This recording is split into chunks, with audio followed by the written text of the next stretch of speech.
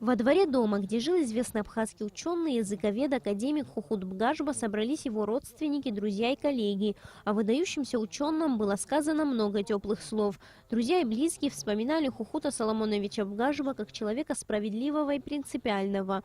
Его научные труды являются настольной книгой для многих поколений молодых ученых. Он был и остается для них примером самоотверженного служения Родине и науке. Я хорошо знал этого человека, он был нашим большим наставником, радовался нашим успехам. Если какой-то материал мы соберем, принесем, покажем Хухуту Соломоновичу. Если он одобрит то, что мы привезли, показали, у нас удваивались силы, энергии прибавлялось.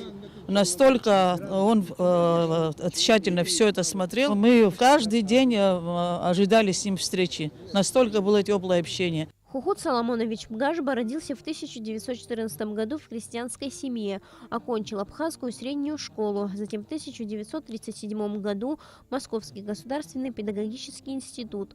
Хухут Бгажба сыграл весомую роль в развитии абхазоведения. Многие годы возглавлял Абхазский институт гуманитарных исследований, где проработал до конца своей жизни.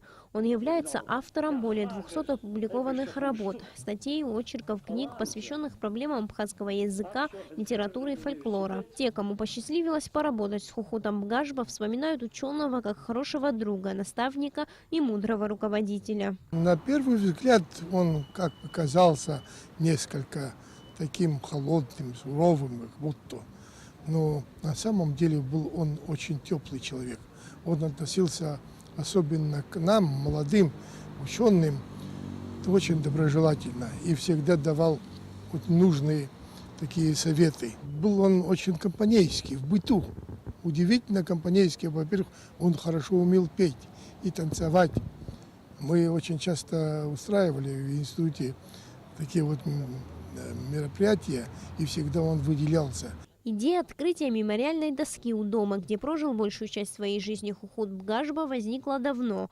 Но воплощать ее в жизнь начали 3 года назад. Тогда за работу принялся художник Тимур Кайтан, и ему в полной мере удалось передать образ ученого.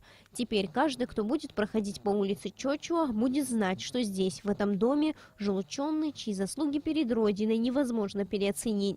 Сария Смыр, Леон Адлейба, Абхазское телевидение.